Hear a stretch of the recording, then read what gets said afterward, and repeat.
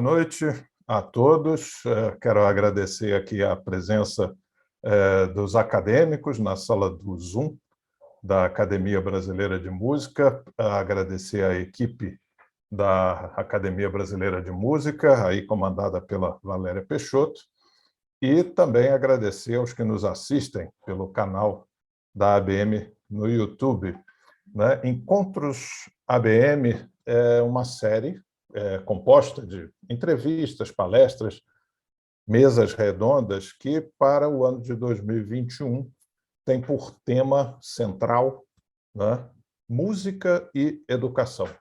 A série ela é organizada por uma comissão da qual fazem parte os acadêmicos Flávia Toni, Ilza Nogueira, Salomé Gandelman e Manuel Corrêa do Lago, a quem eu vou agradecer aqui, primeiramente, por terem me convidado para mediar essa mesa, que hoje terá por tema exatamente projetos sociais em música, com convidados que são colegas muito queridos meus, então eu fico muito à vontade aqui com eles, que são o Paulo Zuben, o Edilson Venturelli e o meu colega acadêmico, Hernani Aguiar. Está perto. Go it, outra vez. Os nossos colegas aqui, nossos convidados de hoje, são pessoas, são profissionais muito atuantes, respeitadíssimos aí no meio musical e com um currículo gigante.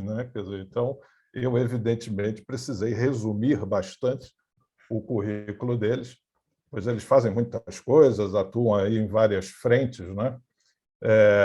Eles não precisariam, evidentemente, de apresentações, mas vamos ao protocolo de praxe, nas lives e mesas de debates, e apresentar aí os nossos convidados ao público. Eu vou começar aqui pelo Paulo Zuben. O Paulo ele tem graduação na Faculdade Santa Marcelina, mestrado em Comunicação e Semiótica pela PUC de São Paulo e doutorado em Musicologia pela USP. Ele também tem uma graduação em Administração de Empresas pela Fundação Getúlio Vargas de São Paulo. Nesse campo aí da administração cultural, ele fez cursos também em instituições americanas, como a Harvard Business School, na Universidade de Michigan. Foi professor e coordenador do curso de música da Faculdade Santa Marcelina, professor da Faculdade Cantareira do Mozarteum.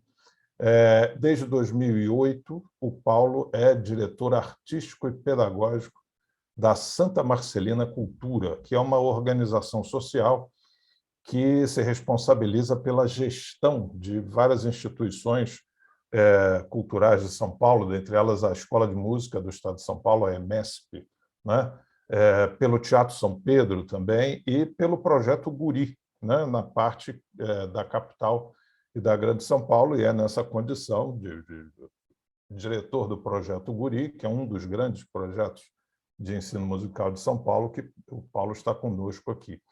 O Paulo também é compositor, tem inclusive livros publicados, Ouvir o Som 4. E ele, como compositor, tem diversas obras instrumentais e eletroacústicas, inclusive, tocadas aí nos festivais, nas mostras, nas salas de concerto. Então, é com grande alegria que eu recebo o Paulo Zuben hoje aqui. Paulo, obrigado pela tua participação, pela tua presença. Obrigado, André, pelo convite. Boa tarde a todas e todos. O nosso outro convidado é o Edilson Venturelli, pianista, violinista, regente. Ele estudou com grandes nomes da música, como a pianista Yara Ferraz, a Dorisa Teixeira de Castro, o compositor Sérgio Vasconcelos Corrêa, que é nosso confrade aqui da Academia Brasileira de Música, e tem uma ligação muito grande com o maestro Silvio Baccarelli. Ele integrou, inclusive, os conjuntos liderados pelo maestro Baccarelli, como a Orquestra de Concertos de São Paulo e o Coral Baccarelli. Com esses grupos, o Edilson atuou muitos anos, fez apresentações aí nas principais salas de concertos, tanto no Brasil e, inclusive, na Espanha, quando fez lá uma turnê de concertos por ocasião do centenário de nascimento de Villa-Lobos. O Edilson é regente, ele estudou regência também, com grandes nomes aí, atuantes no cenário musical brasileiro, como o Ira Levin, o Roberto Tibiriçá e o Isaac Karadzewski, que é o diretor artístico e regente titular da Orquestra Sinfônica Heliópolis, né, da qual o Edilson é o regente adjunto. Desde 2015, o Edilson é o regente titular da Orquestra Juvenil Heliópolis, né? E, assim como o Paulo, que tem a formação em música e em outra área, né, Edilson também, além do músico que ele é formado em Direito, né? O que certamente os qualifica ainda mais para dirigir essas instituições que eles estão à frente, o Edilson à frente do Instituto Bacarelli, né, que é uma associação civil sem fins lucrativos, que tem aí essa grande atuação na comunidade de Heliópolis, na área da educação musical. E o Edilson é meu colega de diretoria no Fórum Brasileiro de Ópera, Dança e Música de Concerto, que foi fundado em 2000, né? E que vem tendo uma atuação importante aí reunindo as grandes instituições e artistas brasileiros. Então, feita a apresentação do Edilson, também, Edilson, te agradeço aí pela presença, pela participação aqui no evento da Academia Brasileira de Música. Bem-vindo. Obrigado, André. Eu agradeço ao convite da Academia Brasileira de Música para poder estar nessa mesa tão provocante, junto com o Paulo e junto com tantos acadêmicos que eu, durante toda a minha carreira de formação musical, sempre aprendi a admirar. Ok, obrigado. E nós temos também a presença, participando da mesa, do maestro Hernani Aguiar, acadêmico, né? E que foi aluno da Paulina D'Ambrosio, violino, do Guerra Peixe, de composição, do Carlos Alberto Pinto Fonseca, de regência, estudou na Argentina, estudou na Itália, com grandes nomes também, como Roberto Michelucci, violinista, com Franco Ferrara, com Thierry Bidac, enfim, uma formação invejável e uma atuação igualmente invejável como regente coral, regente orquestral, como compositor, né? Hernani, que é meu colega na Escola de Música da UFRJ e que divide comigo aí atualmente as responsabilidades à frente da Orquestra Sinfônica da UFRJ. E o Hernani está aqui conosco na qualidade de integrante da Academia de Regência do Sistema Nacional de Orquestras Sociais, que é esse programa da Funarte, que tem por objetivo exatamente apoiar os projetos sociais em música, e que é um projeto da Funarte em parceria com a UFRJ e que é coordenado por mim, pelo professor Marcelo Jardim. Hernani faz parte da equipe, então está aqui para falar um pouco também desse trabalho. Bom, então, feitas as apresentações, vamos à nossa mesa. Vamos começar esperando aqui que a tecnologia não nos pregue nenhuma peça, que a conexão não caia, que não falhe, não é isso? Então, vamos em frente. Eu vou começar passando a palavra para o Paulo Zuber, que foi com quem eu comecei, e depois para o Edilson, para que eles expliquem um pouco para os nossos ouvintes, né, os internautas, como cada projeto que eles lideram nasceu, quais são os objetivos, qual é o público-alvo, enfim, algo que resuma um pouco a atuação desses projetos nos quais eles estão à frente. Então, Paulo, com você, por favor. Obrigado, André. A Santa Marcelina Cultura, ela gere o Projeto Guri, então, como você disse, aqui na capital e na Grande São Paulo. O Projeto Guri é um programa de educação musical e inclusão sociocultural do governo do estado de São Paulo. Ele foi criado em 1995 e hoje ele está ligado à Secretaria de Cultura e Economia Criativa do estado de São Paulo. Desde 2004, o estado de São Paulo tomou a iniciativa de trazer a sociedade civil organizada para a gestão dos seus programas e equipamentos culturais.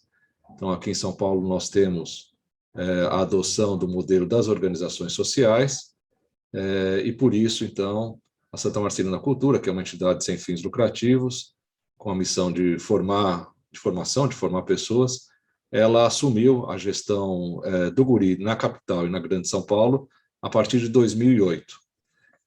O programa atende alunos e alunas a partir de 6 anos de idade, além de todo o trabalho de formação musical. O programa é apoiado por um serviço de atendimento social. O objetivo é, obviamente, além de uma educação musical de qualidade, que é oferecida gratuitamente para alunos e alunas, principalmente em regiões mais vulneráveis socialmente aqui da capital e da Grande São Paulo. Hoje nós temos 44 polos aqui na Grande São Paulo, atendíamos presencialmente até o início da pandemia perto de 18 mil alunos por ano. O programa também tem como objetivo promover o protagonismo infanto-juvenil, o desenvolvimento de habilidades comportamentais, emocionais, trazer as famílias dos alunos e das alunas para ajudá-los a não só a conviver com o universo cultural, ampliando o repertório, levando a concertos, exposições, museus, mas também ajudar no fortalecimento das relações sociais entre essas famílias, entre jovens e seus responsáveis. O programa hoje conta com perto de 200 professores, são todos contratados por CLT, são professores horistas. Fazemos um trabalho já há 12 anos de formação desses professores, passam todos por um processo seletivo bastante rigoroso, todos têm bacharelado em música, ou instrumento, ou canto, muitos têm formação em educação artística, com habilitação em música, e tem, obviamente, continuidade nessa formação.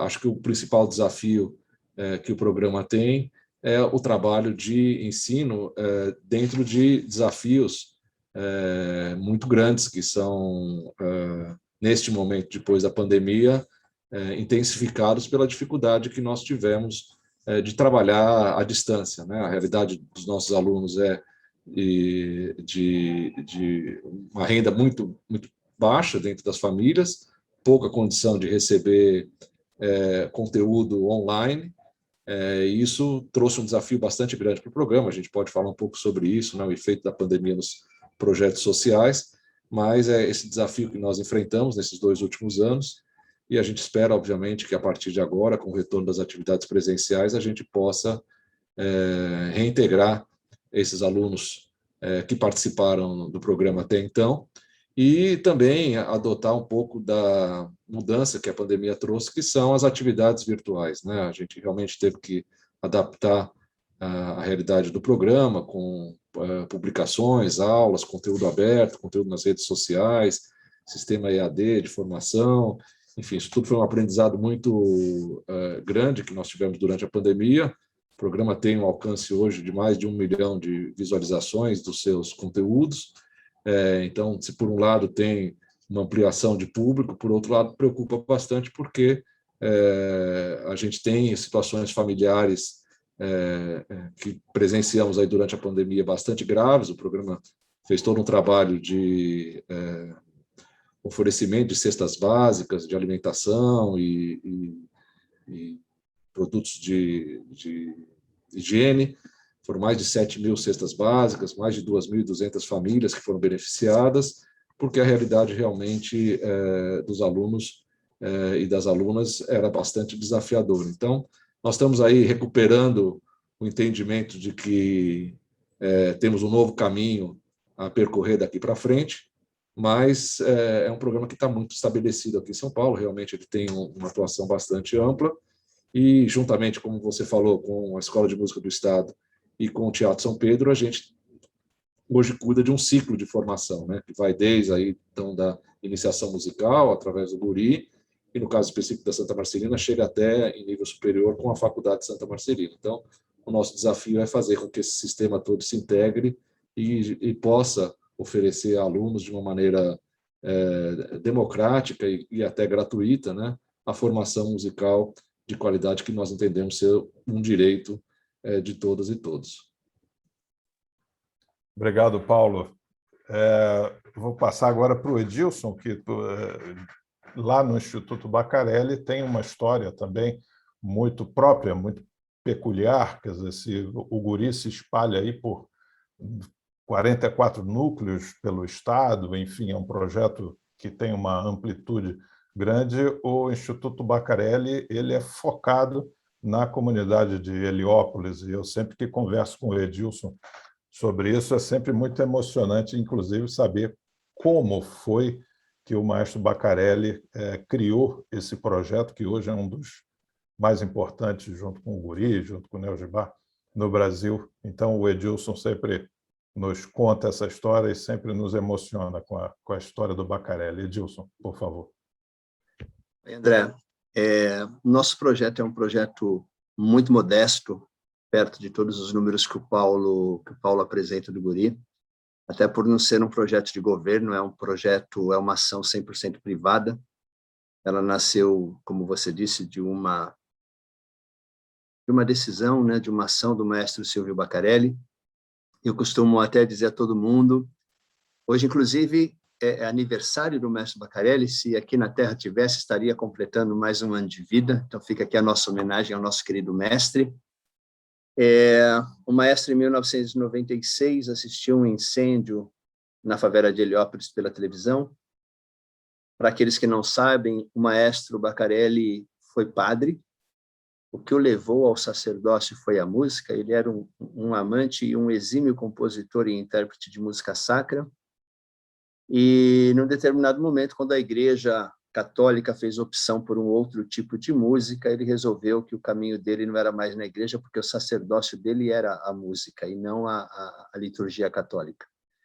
Em 96, ele assistiu esse incêndio pela televisão. Ele foi padre na região do Ipiranga, na Igreja São José do Ipiranga, muito próximo a Heliópolis, e ele deixou um grande exemplo para nós, de humanidade, que foi a capacidade que ele teve de passar da fase da indignação para a fase da ação.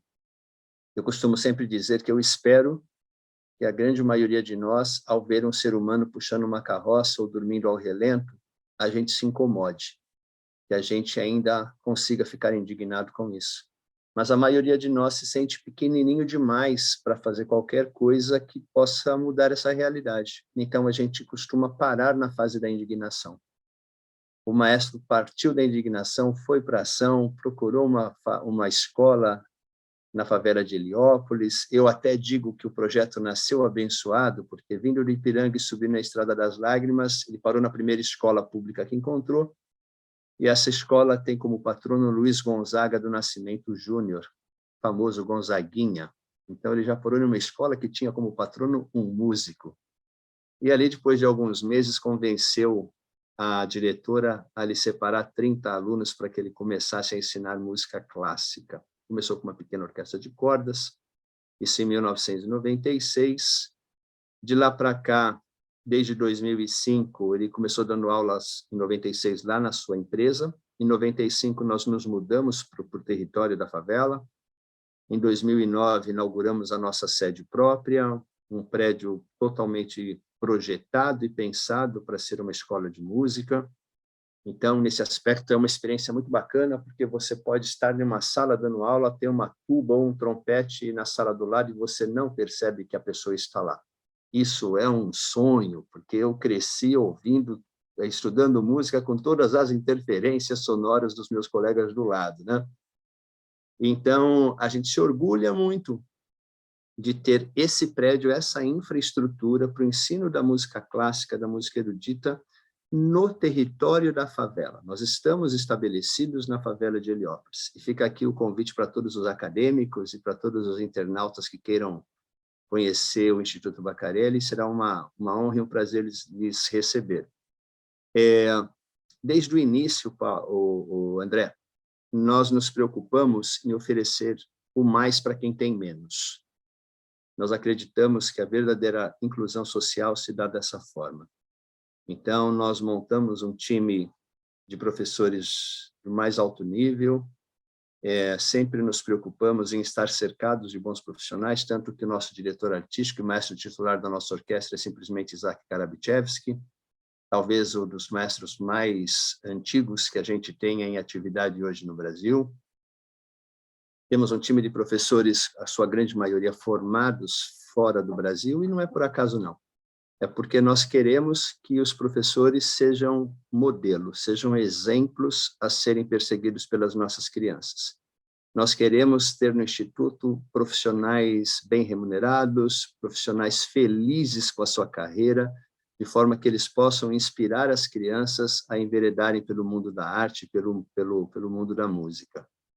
Ao longo desses anos todos, são 25 anos, a gente está completando agora em outubro de atividades, tivemos muitas dificuldades.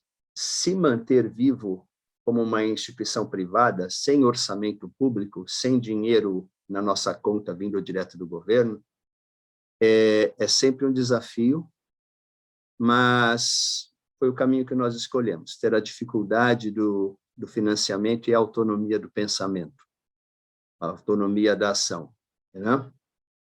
E também colhemos muitos frutos. Hoje temos músicos formados no Instituto em diversas orquestras espalhadas pelo Brasil e pelo mundo, mas as maiores vitórias, eu costumo dizer que não estão nem naqueles que se tornaram músicos, porque para nós a música é apenas uma ferramenta com a qual a gente busca promover a inclusão social, o empoderamento desses jovens, mostrar a eles que eles são ricos em dons e talentos.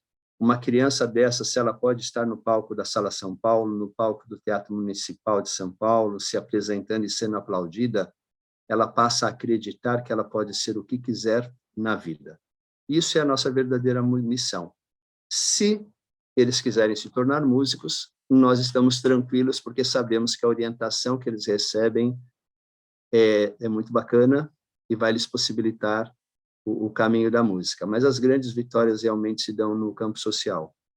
Assim como o Paulo falou, durante esse período de pandemia, a gente teve que se reinventar, aprender, né, Paulo, a dar aulas por IAD, uma coisa que a gente não estava muito acostumado. Como o projeto social foi uma experiência maravilhosa, porque a gente pôde entrar na casa das crianças, pôde perceber, muitas vezes, não a estrutura familiar que eles têm, mas a desestrutura familiar com as quais eles convivem. Não foram poucas as vezes que os nossos educadores, durante as aulas, enfrentaram situações de brigas familiares, de xingamentos e até de agressões físicas mesmo, né? Então, foi muito difícil. O ano passado, nós entramos fortemente na parte do enfrentamento da fome, porque a nossa comunidade estava passando fome. Fomos provocados por um aluno. Quando começou o IAD, André, nós começamos a ligar para as crianças para saber, por que você não está entrando? O que está acontecendo? Para tentar chamar de volta, né? E a nossa coordenadora de coro, a Silmara Dresa, ligando para a sua turma, ligou para um menininho que hoje nem mora mais em Heliópolis, ele está lá na represa de Guarapiranga, mas continua conosco. E ele disse a ela que a mãe, quando o governo de São Paulo decretou isolamento, estava no interior de São Paulo e não conseguiu voltar. Ele não tem pai. E aí a professora diagnosticou que eles estavam sem nenhuma comida em casa. Conversando com ele, falou, Jaed, como vocês estão fazendo? A resposta do menino marcou muito. Ele falou, Pro, a gente fica dormindo, porque enquanto a gente dorme, a gente não sente fome. Nessa mesma tarde, a gente teve uma reunião de coordenação, ela trouxe esse caso, nós, coordenadores, nos reunimos, fizemos uma vaquinha, onde nós se prontificou a ir ao supermercado e levar a compra até a casa dele. Aí, André, ele mandou um áudio que acabou de marcar para a gente, fez a gente mudar o rumo. Mandou um áudio super feliz, e o que marcou? Ele falou, Pro, muito obrigado, né? E sabe o que é o mais legal? Hoje a gente vai dormir sabendo que amanhã a gente pode acordar porque a gente tem o que comer. Dali para frente, a gente se motivou, foi para esse enfrentamento da fome, de lá para cá, a gente já conseguiu distribuir para as nossas famílias, para a nossa comunidade, mais de 750 toneladas de alimentos, mais de R$1.350.000 em cartões de alimentação, 12 mil marmitas, 1.300 botijões de gás de cozinha, promover campanha de vacinação, ofertar chips de internet em ações que nós fizemos juntos com a CUFA, né? Cedemos o espaço da nossa sede para que instituições da favela pudessem receber doações. A CUFA e a UNAS, que são duas entidades muito fortes de assistência social na favela de Heliópolis, e que conseguiram arrecadar muito durante essa pandemia. Estavam com dificuldade porque os caminhões não conseguiam entrar na favela para entregar para eles. A nossa sede fica na Estrada das Lágrimas, que é o limite da favela, né? É na favela, mas na zona de fronteira, e nós temos um estacionamento bem generoso, entra caminhão, tudo, então nós cedemos um bom espaço da nossa área para que eles recebessem as suas mercadorias, e era muito emocionante, porque uma vez por semana, 120 outras favelas da cidade de São Paulo iam ao Instituto Bacarelli para buscar sua cota das doações. E isso foi muito legal, porque remeteu a gente para o nosso DNA original, né? O Instituto Bacarelli não nasceu para ensinar música. O Instituto Bacarelli nasceu para apoiar a comunidade de Heliópolis. A música é a ferramenta. E nesse momento de pandemia, o que eles mais precisavam era de comida, e ainda precisam, né? E nós todos aqui sabemos, né? Não dá para ensinar ninguém que está com fome. Uma pessoa com fome não aprende. Mas, ao mesmo tempo, provocamos os nossos professores, e ainda durante o ano passado, nós lançamos uma outra frente, que foi a Conexão Heliópolis, e um dia, conversando com eles, eu falei, gente, aqui a maioria é formada fora do Brasil. Nós estamos num momento que o mundo inteiro está com seus teatros e orquestras fechadas. Por que não ver se esses nossos amigos, esses nossos colegas não querem ceder 2 horas do seu tempo para uma masterclass com os nossos alunos? André, nesse período, nós conseguimos fazer mais de 150 masterclasses internacionais, com pessoas fantásticas como, assim, um dos ícones do mundo da flauta, Sir James Galway, deu 2 masterclasses para nós, Martin Chalifur, Spala da Los Angeles Phil, e tantos outros músicos. E, graças a essas masterclasses, durante a pandemia, 2 alunos foram embora. Paloma foi para o Conservatório Real de Mons e Murilo foi para a Suíça, no Conservatório de Genebra, fruto das masterclasses. Então, eu costumo dizer que, para o Instituto Bacarelli, esse momento pandêmico ele foi um momento muito bacana. E foi muito legal. A gente entrou em março do ano passado falando para o nosso conselho. Em agosto, a gente fecha, porque o dinheiro acabava. E ainda estamos vivos. E vamos completar 25 anos agora, e quem sabe daqui mais 25, outros 25, 50 anos. Obrigado, Adilson. Eu vou pedir licença ao maestro Hernani Aguiar, porque eu ia passar a palavra para ele agora. Mas, diante do depoimento do Paulo e do Edilson, eu vou pedir para ele esperar um pouquinho, porque a gente faz um roteiro para lives, né? E, dependendo do depoimento dos nossos convidados, a gente vai mudando o roteiro. Então, já vou mudar o roteiro, vou pedir licença ao maestro Hernani para ele falar um pouquinho mais à frente da parte do repertório Sinos, que ele está coordenando, que é uma parte mais de criação, de repertório. Eu queria seguir nessa bola que vocês deixaram aí para a gente, né, que é exatamente o impacto que os projetos sociais têm nas comunidades onde eles estão inseridos, né, que vai muito além da questão, como o Edilson mencionou, do ensino da música. Muitas vezes é o projeto social exatamente aquele que melhor, né, chega nas famílias, nas crianças, consegue abrir oportunidades, consegue resolver problemas que, às vezes, outros agentes, o poder público, a escola regular, não resolve, né?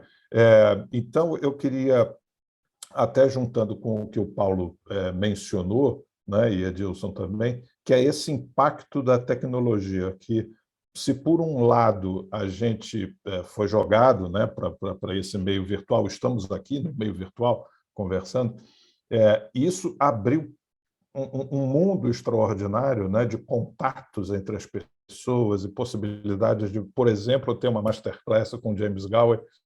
Por outro, a realidade nos caiu à cabeça de que muitos alunos não tinham um celular para acessar essas masterclasses ou essas aulas, enfim. Quer dizer, como lidar com esses 2 mundos, né? O mundo da inovação, da tecnologia, das possibilidades que ela abre, e essa presença do mundo real que impede exatamente isso. Então, como é que vocês já falaram um pouco sobre isso, mas talvez a gente possa seguir um pouco nessa questão, que é o impacto dos projetos de vocês nas pessoas e nas comunidades e a questão da tecnologia. Qual o limite da tecnologia? Como desenvolver, por exemplo, aulas de conjunto com a tecnologia. Uma aula de instrumento a gente até entende, mas como fazer um ensaio de orquestra, por exemplo? Quer dizer, tem as suas limitações. Como é que vocês lidaram com isso? Paulo, por favor. A pergunta é ótima, André, porque é realmente uma dicotomia que você vive entre possibilidades que vão se tornando cada vez mais quase infinitas, né, de alcance, e você ter pessoas que estão distantes se aproximarem por meio dessas ferramentas de reunião, conversa, inclusive tecnologias que existem hoje. Só para dar um exemplo, nós fizemos uma parceria com o Conservatório de Amsterdã, usando um link de internet 2 aqui, específico para isso, e dava para tocar junto com quem estava lá.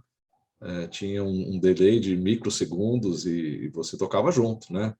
É óbvio que lá eles tinham uma estrutura, uma sala, enfim, davam aula com isso. A gente teve que contratar esse serviço, porque ele é caro, foi fruto de um grant que nós recebemos do consulado para isso, então não é algo que a gente tenha disponível o tempo todo. A nossa realidade é essa internet que nós estamos aqui, que tem hora que falha, tem hora que some. Então, assim, ainda não é acessível, né, para as nossas instituições. E quando é muito caro, né? Mas a realidade para os nossos alunos e alunas foi bem mais dramática, né? Acho que o Edilson colocou aí a realidade dessa comunidade. Eu estendo a dificuldade para outras comunidades aqui, especialmente da cidade de São Paulo. Houve um empobrecimento da população, né? Houve uma falta de acesso a essa realidade. A gente vê em números. Eu trabalho muito com as políticas públicas, né? Como eu disse, o nosso programa, nós somos uma instituição privada, mas a gente fomenta e acredita nas políticas públicas, né? E trabalha em favor delas. Nós tivemos aqui na escola regular mais de 50% de evasão, né? Nas escolas públicas aqui do estado de São Paulo, e na cidade de São Paulo a situação foi mais dramática, os números são maiores ainda, por conta da falta de acesso, né? Infelizmente, a internet não é um direito ainda, né? Ou se for um direito, não é, na realidade, algo que as famílias tenham, né? E, por conta disso, realmente, a nossa questão principal foi essa, né? Nós temos convidados internacionais, nós temos lives acontecendo, muita gente se dispondo, muitos artistas compreendendo a situação, realmente foram generosíssimos em ceder o seu tempo para ajudar, para participar, mas a gente não conseguiu o alcance, né? A nossa estimativa é que nesse período, como eu falei, a gente tinha perto de 18 mil alunos presencialmente, anualmente, a gente não deve ter chegado à metade deles, com certeza, né? E, então, fica uma grande questão mesmo, que acho que ela ainda não está resolvida, né? Eu acho que a volta da atividade presencial, no nosso caso, ela vem trazendo luz a essa dificuldade. A gente tem muitos alunos ainda que nós não encontramos. O Edilson falou que tem muita gente que não pôde nem voltar para onde morava. A realidade realmente é essa. A gente teve muita gente que foi embora.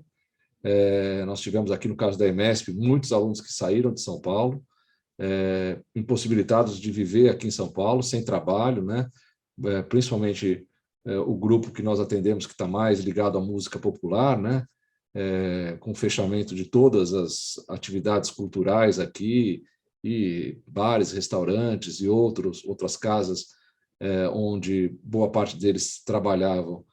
Não havia possibilidade de renda aqui, então voltaram. A gente, nesse caso, ainda conseguiu manter um número bem grande de alunos, porque tinham acesso, então nós conseguimos migrar para as aulas online de uma maneira bastante positiva, né? Mas são alunos que tinham uma situação mais estabelecida, muitas vezes condição familiar mais favorável, e puderam acompanhar as aulas e tiveram uma perda, eu diria, pequena de conteúdo, né? Mas os alunos do Guri, especialmente, tiveram muitas dificuldades. Uma outra dificuldade que aconteceu foi o instrumento, né? Os nossos programas, né, no caso do Guri, a gente não tem um instrumento por aluno, né? A gente tem um instrumento no polo, tem um compartilhamento, nos sopros cada um tinha a sua boquilha, mas nem isso mais funcionava, né? Não dá nem para compartilhar. Hoje, na volta que nós estamos vivenciando aqui, a gente continua com esse desafio, né? Cada aluno tem que ter o seu instrumento, o compartilhamento não é possível com os protocolos, as atividades artísticas estão reduzidas pelo número de alunos que conseguem ensaiar na mesma sala, tem todo um distanciamento, tem dificuldades, o Edilson aí rege uma orquestra juvenil, sabe, pode dizer muito bem, esse distanciamento, 2 metros, ninguém se escuta, né? Está todo mundo reaprendendo. Enfim, eu acho que tem muitos aprendizados, eu acho que é um desafio que nós todos estamos enfrentando como um conjunto de pessoas, não é um desafio da nossa instituição apenas, é de todos nós, mas ainda eu não sei qual que é o impacto real que nós sofremos aí da pandemia. Falando sobre isso, só para fechar a minha fala, essa questão do impacto social, André, vem sendo para nós uma questão muito importante, porque muitas vezes quando você conversa com pessoas que não são do nosso meio, que não acompanham o nosso trabalho, que não conhecem o trabalho de educação musical, fica muito difícil de tangibilizar o que um programa como o Guri, por exemplo, dá para a população, o que ele transforma na vida das pessoas, né? A gente conhece porque a gente tem testemunhos, a gente está no dia a dia, é fácil para a gente saber porque a gente conhece. O Edilson deu aí o depoimento de uma história pessoal, a gente sabe das histórias pessoais, então não somos nós que precisamos ficar convencidos. Mas no caso aqui, nós temos recursos públicos, mas eles vêm diminuindo, aqui em São Paulo especialmente, há 10 anos, né? A gente teve um orçamento que foi reduzido a 50% em valor real do que ele era de 2010 em 2019, que era o ano pré-pandemia.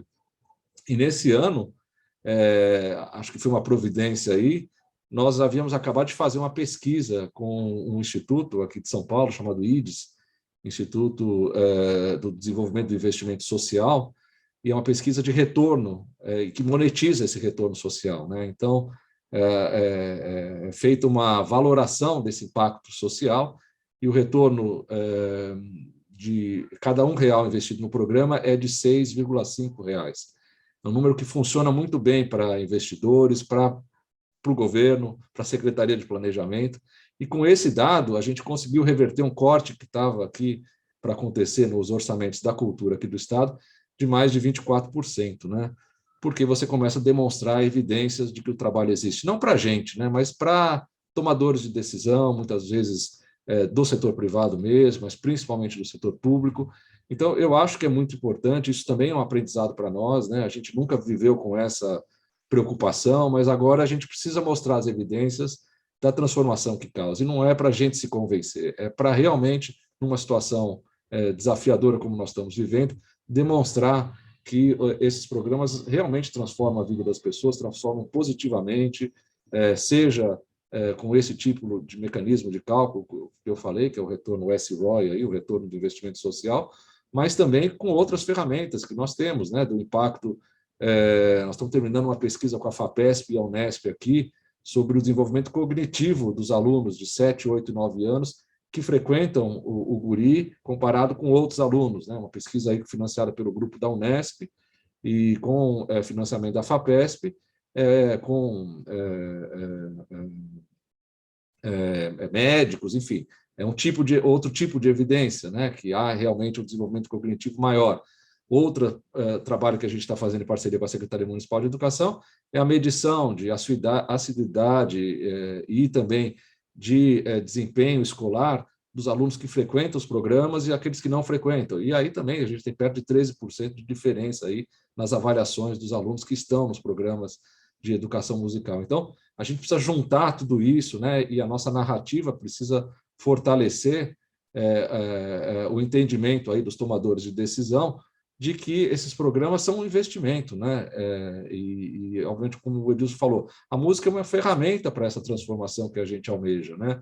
Outros programas também são muito efetivos. Aqui em São Paulo a gente tem programas de dança, tem programas com artes plásticas. Então, é realmente acreditar que a arte e a cultura podem transformar a nossa sociedade é isso que a gente acredita, mas o trabalho para que os investimentos públicos e privados cheguem nesses programas, eu acho que é o nosso grande desafio, principalmente agora, nessa volta aí, eu espero, de uma vida mais normal depois da pandemia.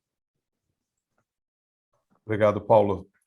Edilson, você já abordou um pouco na tua primeira fala essa questão que eu coloquei, mas eu traria para você essa última parte da fala do Paulo, para você relacionar com ela, que é exatamente assim o impacto do projeto, da ação do Instituto Baccarelli na comunidade de Heliópolis, né? Ou seja, o maestro Baccarelli começou com 30 alunos numa pequena igreja, hoje vocês têm uma sede, vocês têm toda uma ação social, né? Você citou o caso do menino, que a partir de um telefonema dele vocês expandiram isso para uma assistência para a comunidade de Heliópolis nesse momento de pandemia. Paulo falou de ferramentas também para a gente mensurar esse impacto. Você consegue, por exemplo, mensurar esse impacto desses anos todos de atuação em Heliópolis? O que o Baccarelli tornou, a gente sabe, né? Mas assim, diz para o nosso público que está vendo, o que a ação do Baccarelli melhorou a vida das pessoas na comunidade de Heliópolis? André, eu quero primeiro voltar para a tua pergunta original, até porque assim ela é muito importante da gente entender. Nesse momento pandêmico, eu inclusive tive vários amigos que cometiam o erro de dizer que a pandemia chegou para tratar todo mundo igual, que tanto fazia onde você morava, ser rico, ser pobre, estava todo mundo no mesmo barco. Isso é uma grande mentira, né? Um grande erro. Pode estar, talvez estejamos todos no mesmo oceano, mas alguns de iate, outros atravessando o oceano de canoa furada. Em uma favela, o pessoal está na canoa furada. Falar de conexão, nós estamos no território, como eu disse. Nós tivemos que, no início, colocar um link de internet por rádio. E faz apenas 4 anos que nós conseguimos um link por fibra ótica, porque não chegava a fibra ótica lá.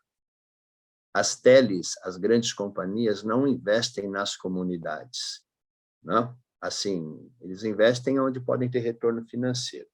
E isso é um erro enorme, até de política, eu acredito, econômica, porque assim já passou da hora das pessoas entenderem que favela não é carência, que favela é potência. Hoje, lá em Heliópolis, você faz tudo o que você quer sem precisar sair da favela. Você tem tudo lá dentro. É claro, temos um teatro para assistir um concerto de uma orquestra sinfônica?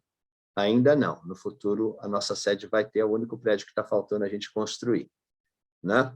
Mas, assim, a vida lá é muito legal. E foi muito difícil. A gente enfrentou isso aí que você falou no início da fala anterior com o Paulo, de crianças que estavam em casa, que não tinham um celular em casa, ou crianças que tinham os seus pais ainda trabalhando e o telefone que tinha para se conectar era o do pai ou da mãe.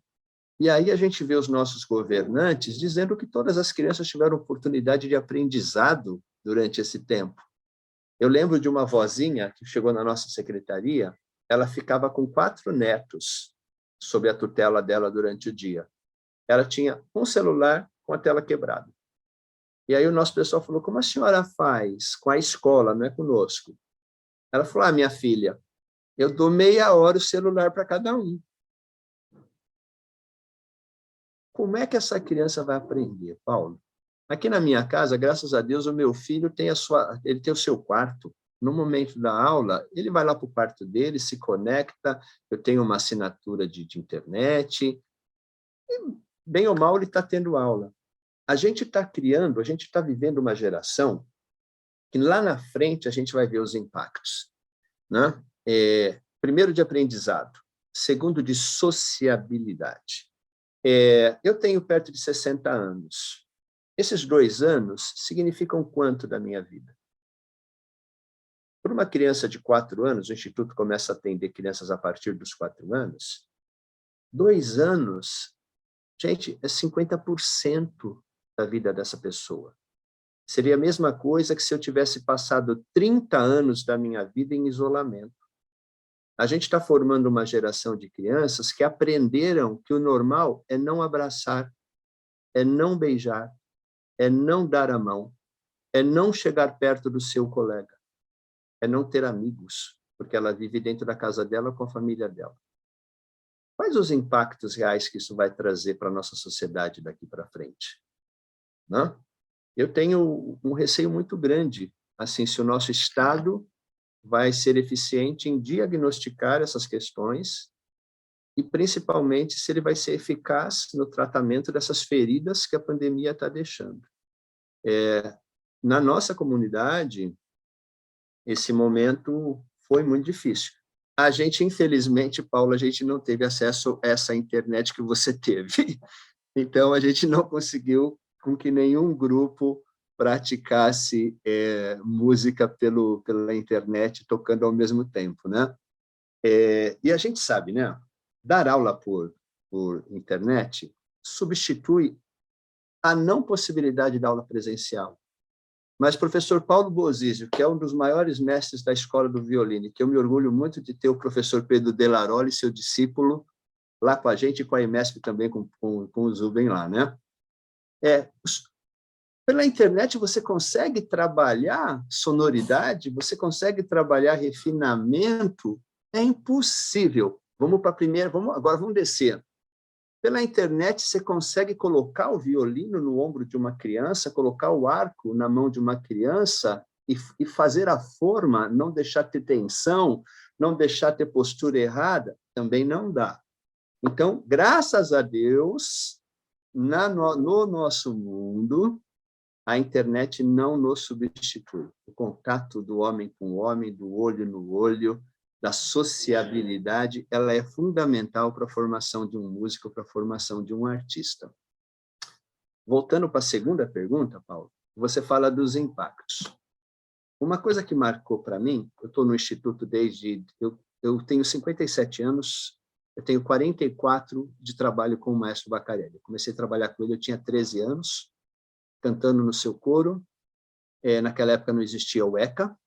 Eu venho de família muito pobre, estudo piano desde os 5. Na época que construímos a primeira casa, meu pai ia trabalhar a pé, porque não dava para pagar o ônibus, mas manteve a mim e o meu irmão no conservatório estudando piano. Aos 15, eu comecei a trabalhar na empresa do maestro Baccarelli. E, com muito orgulho, o meu primeiro registro em carteira foi de montador de orquestra. Eu era o cara que ia lá colocar a cadeira e a estante para os músicos tocarem. Depois fui promovido a arquivista, já era mais bacana, né? Já mexia com as partituras, e aos 18 eu já era o maestro preparador do seu coro. Eu me lembro muito, em 2005, nós recebemos a visita do mestre Zubin Mehta, que é o nosso patrono. Naquela época, quando o Zubin nos visitou, no dia seguinte nós passamos a ser uma instituição bacana. Os jornais passaram a falar da gente e dizer que o que a gente fazia era legal. Não mudou nada. Tudo o que eu fazia hoje, ontem eu continuava fazendo hoje. Mas numa reunião pedagógica, e isso vai demonstrar o que você falou do impacto, eu me lembro de uma mãe, educadora, professora, que chegou e falou: maestro, eu estou muito feliz, porque Heliópolis continua nas páginas dos jornais, mas agora não mais nas páginas de polícia, mas na página de cultura. Não mais falando das mazelas da nossa comunidade, mas sim da riqueza dos nossos filhos. Isso marcou por demais a minha vida e a minha trajetória no Instituto. E eu acho que isso exemplifica por completo a sua pergunta do impacto que um projeto social pode trazer numa comunidade. Para a nossa arte, pode trazer ainda mais. É normal nas reuniões pedagógicas, eu estou lá sempre, eu sou linha de frente, eu gosto de estar na linha de frente, convido as famílias para irem aos nossos concertos no Municipal, na Sala São Paulo. Primeira pergunta: maestro, mas com que roupa eu tenho que ir? Porque eles acham que a gente está naquela fase ainda de colocar casaca, cartola. Eu respondo: olha, eu vou de calça jeans, tênis e camiseta. Veja lá como você quer ir. O que eu quero dizer com isso? As pessoas mais humildes, elas passam na frente dos grandes teatros e, mesmo que o ingresso seja gratuito, que o acesso seja gratuito, ela não entra. porque ela não identifica aquele espaço como seu. Ela não se sente digna para adentrar aquele espetáculo. Então, como é que a gente lida com isso? Através dos projetos sociais e dos concertos que você faz, essas famílias começam a quebrar essa barreira e vir para o teatro, né, Paulo? Vai lá assistir a Orquestra do Guri, vai assistir. E o mais legal, ela vê como artista no palco o seu filho, o seu vizinho, o seu sobrinho, e ela vê que aquilo é para ela. Ela se apaixona por aquilo. Aí ela começa a ir nos concertos das grandes orquestras, ela começa a se dar o direito de assistir uma peça de teatro, porque ela vê que aquele mundo também lhe pertence. Agora, sim, não tem como a gente querer uma sociedade mais justa, uma sociedade mais igualitária, se a gente não trabalhar por ela. Assim, não adianta a gente chegar para uma criança que cresce na favela, que até os seus 10 anos de idade ela fica circunscrita na área geográfica da favela, e a gente não olhar para essa criança, a gente não fazer nada por essa criança, e os exemplos que ela recebe de vida é o companheiro da mãe batendo na mãe, ou simplesmente violentando sexualmente a filha, a criança. Essa semana, por exemplo, uma professora do curso de musicalização infantil, na realidade ontem, quarta-feira, perguntou para um menininho de 4 anos por que ele tinha faltado na aula de quarta-feira. 4 anos. Sabe qual foi a resposta? Minha mãe não pôde me trazer para a aula porque meu pai bateu muito nela porque ela está traindo meu pai. Uma criança de 4 anos, gente. Assim, que noção que ela tem de traição? Agora, o exemplo que ela recebeu é o pai batendo na mãe.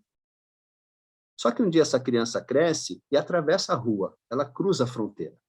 Ela vem para a sociedade civil organizada.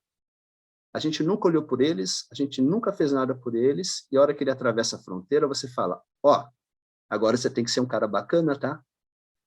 Você tem que ser respeitoso, você tem que ser ético, você tem que ser correto. Mas eu não sei se é isso, gente. Não foram os exemplos que eu recebi. Isso não está no meu repertório. Então, os projetos sociais, eles têm uma função primordial nas camadas mais pobres da sociedade, nessa questão justamente de dar exemplos, né? A música, nós todos sabemos, ela é extremamente disciplinadora, né? Você tem que respeitar o silêncio, você tem que respeitar a sua hora de falar. A música trabalha a solidariedade como nenhuma outra arte trabalha. Eu tenho que oferecer o meu melhor som para o seu solo ficar bonito. E daqui a pouco a gente inverte, né? Você me oferece o seu melhor para que o meu momento de aparição também se saia bem. Então, a gente aprende a compartilhar, e compartilhar o nosso melhor. A música nos ensina que a gente tem sempre que buscar o máximo que a gente é capaz de produzir. Nenhum de nós aqui aceita menos do que o máximo. Ninguém precisa dizer para nós que nós erramos. E também não adianta alguém dizer para você bravo se você sabe que você errou uma nota. A gente se tortura por causa de uma nota dentre as 1000 que a gente tocou que não ficou decente, que não saiu como a gente queria. Então, através da música, você estimula a criança a sempre buscar o seu melhor. E a música também tem isso de muito bom, né? Que é o respeito da individualidade. Eu não comparo você com o outro, eu comparo você com você. O nosso grande trabalho, tenho certeza que todos nós aqui, como artistas, a gente sempre procura hoje ser melhor que ontem. Eu lembro com uma das grandes aulas que o maestro Karabichevsky me deu, foi justamente assim, filho, como maestro, sabe qual é o seu grande trabalho?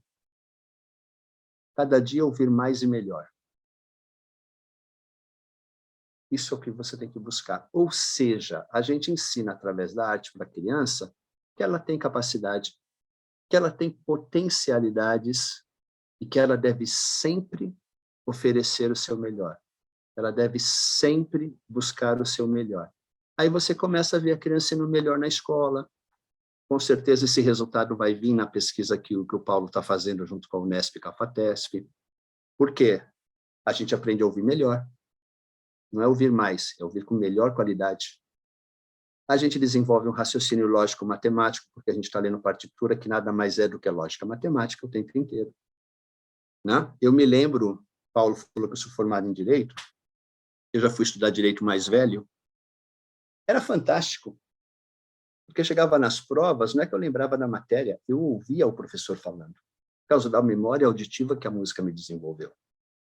Então, os impactos que a música pode trazer, Paulo e André, na sociedade em geral, e principalmente nas sociedades mais vulneráveis, ele é fantástico, tanto social, cultural, como econômico. Quanto ganha um músico profissional hoje? Orquestra Sinfônica do Teatro Municipal, 13 mil, o OSESP mais que isso. Vamos falar baixo, 8 mil? 5 mil? E profissão de pai de favela ganha 5 mil reais? Né? Então, olha a possibilidade de ascensão social que a gente tem.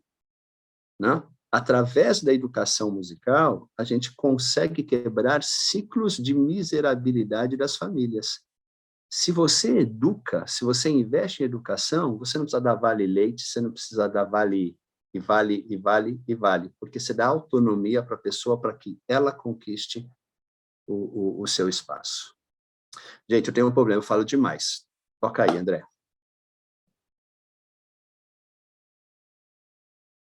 Está fechado o seu mic, André. Então, desculpe, eu falei que não tem problema, que a gente ouve e com prazer, né? Tanto você quanto o Paulo. Eu queria agora puxar o maestro Hernani para o nosso debate, mudar um pouquinho o foco, né? Talvez a gente possa, como o nosso tema é educação, e a educação tem aí uma transversalidade com várias áreas do conhecimento, mesmo na nossa área, que é a música, né? A educação tem várias possibilidades. Eu queria relacionar música, educação com criação e interpretação, né? Porque os projetos sociais mantêm orquestras de vários níveis, né? Técnicos e artísticos, chegando muitas vezes até uma orquestra de nível profissional, como é o caso de Heliópolis, que tem o maestro Isaac como titular, ou aqui no Rio, que tem Barra Mansa, que conseguiu criar na cidade uma orquestra profissional para a cidade. Então, eu queria agora trazer o debate para essa questão, que é a criação musical e a interpretação. O maestro Hernani desenvolve comigo, exatamente no SINOS, o Sistema Nacional de Orquestras Sociais, um trabalho de criação de repertório, que não é um trabalho de criação de repertório como se faz normalmente uma encomenda para um compositor. A gente trabalha com uma tabela de parâmetros técnicos que coloca uma espécie de camisa de força aí para os compositores, porque a gente nivela o repertório de modo a que a gente consiga atender os mais diferentes níveis de desenvolvimento das orquestras dos projetos sociais, começando com o nível meio, né? E o nível meio, para aqueles que podem entender o que eu vou dizer, o compositor tem que se virar para criar uma obra usando apenas 8 notas, ou seja, as 4 cordas soltas do instrumento de cordas e o primeiro dedo, nada além disso, não é? O que coloca desafios extraordinários para o compositor. E o maestro Hernani coordena comigo esse trabalho de produção de repertório. Então, eu queria que ele dissesse para nós, né, dessa experiência dele não só com a criação, ele como compositor, mas também aí os números, né, que a gente tem de encomendas e obras que estão sendo oferecidas às orquestras dos projetos sociais. Hernani, bem-vindo ao debate. Vamos lá. Saúdo. Estão me ouvindo? Estão me ouvindo? Sim, estamos ouvindo bem. Saúdo aos meus confrades da Academia Brasileira, saúdo aos que estão nos ouvindo, mas saúdo especialmente os 2 convidados que eu não tenho o prazer de conhecer pessoalmente, maestro Edilson Venturelli e o maestro Paulo Zuben, que eu já tive a honra de reger uma obra dele, O Vento do Sussuarão, o eminente trombonista Carlos Freitas, e a Orquestra Sinfônica de Caxias do Sul. Depois das falas emocionantes e dramáticas dos dois convidados, eu sinto até uma certa pressão. Depois de ver tanta coisa triste tentando se resolver, algumas de maneira até franciscanamente, para falar da coisa boa, da música em si. Então, vamos falar da criação musical, composição. Então, no nosso Sistema Nacional de Orquestras Sociais, no caso, do que vamos tocar? Do que vamos produzir para os consumidores de música? Então, nós temos várias vertentes da criação musical. A primeira é a utilização de obras de compositores do passado, muitas que já estavam há tempo descansando no fundo de bibliotecas, e de outras que ainda não estão em domínio público, tem editores, tem herdeiros. Tudo está sendo feito com as devidas licenças, mas que essas obras sejam adequadas para as orquestras jovens. Compositores importantes do passado que não se ouviam mais certas obras. Eu fiquei até, recentemente, surpreso, tão feliz, com uma obra de Henrique Oswald, tão linda, romança, parece um diamante pequenininho, duro, daqueles que o raio de sol entra e espalha aquela beleza de cores. Nunca tinha ouvido falar nessa peça, tive a oportunidade de regê-la. Então, primeira vertente, as obras do compositor do passado que sirvam para as orquestras jovens. Essa é a primeira vertente. A segunda vertente é a publicação de obras encomendadas a compositores de tantas regiões brasileiras, cada uma com as suas características próprias, o que nos faz conhecer tanta coisa de música brasileira, para que todo o Brasil conheça isso, que estava meio fechado, em ilhas. Aí, esses compositores que receberam, então, que entram nessa tabela que o maestro André falou, que vai da dificuldade do 0,5 até o 6. Confesso para os senhores que eu me aventurei a fazer o 0,6 e com o maestro Borges, de Porto Alegre, e parece que a gente estava fazendo fuga. Tanta era a dificuldade de a gente poder criar alguma coisa. A gente está preso naquela coisa que a fuga quase que nos sufoca. O maestro Borges Cunha, Antônio Borges Cunha, também me disse a mesma coisa. Então, vai subindo daquele, digamos, do 1 quilômetro até as possibilidades maiores.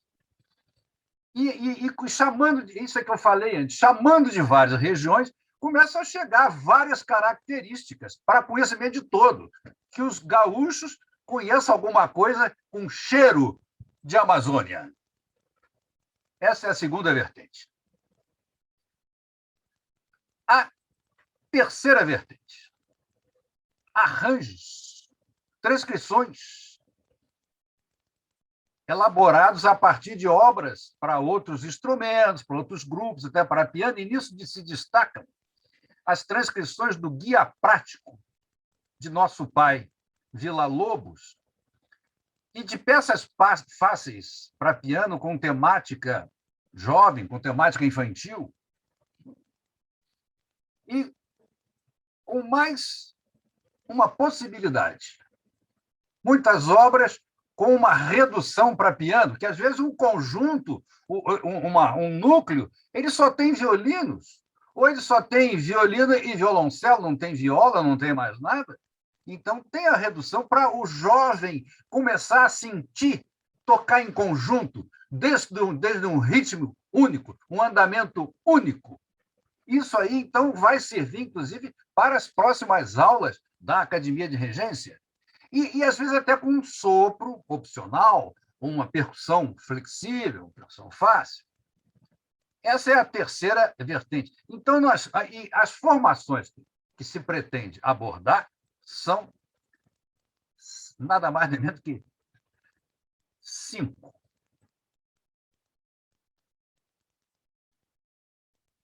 Orquestra, com algum instrumento, não é uma orquestra wagneriana, absolutamente.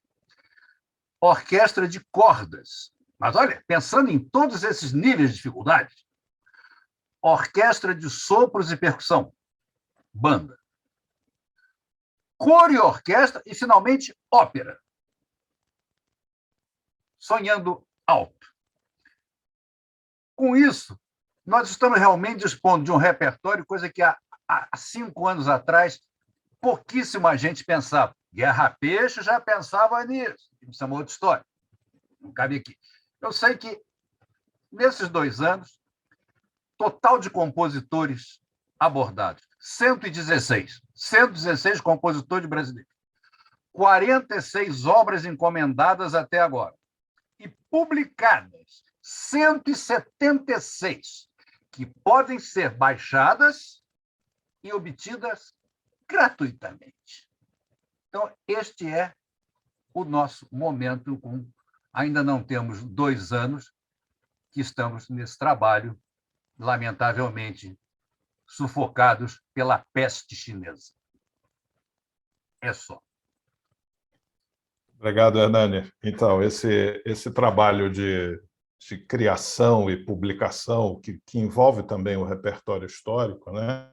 Quer dizer, está disponível exatamente aí para as orquestras dos projetos sociais e as orquestras também profissionais, porque uma peça de nível 3,5, 4, 5 é uma obra já com nível de desenvolvimento que as orquestras profissionais também abordam. Inclusive, estão gravando, né? Não só publicamos, como colocamos uma gravação de referência no site do Sinos. Né? Eu queria aproveitar uma característica aqui dos nossos 3 participantes da mesa, né? Porque Hernani foi, durante alguns anos, quem coordenou o projeto Espiral da Funarte, que foi o pioneiro projeto de formação, de educação musical com o ensino coletivo. Todos conhecem a história do Espiral, liderado pelo Alberto Jafé, enfim, que espalhou núcleos aí pelo Brasil todo, começou em Fortaleza, Brasília, Florianópolis, exatamente com essa mesma vertente de ensino coletivo e prática de conto, né, que foi uma ação essencialmente estatal, né, recurso público dentro de um órgão público. Né? Tanto Paulo quanto Edilson fazem aí o duplo papel de artistas, compositores, maestros e também administradores.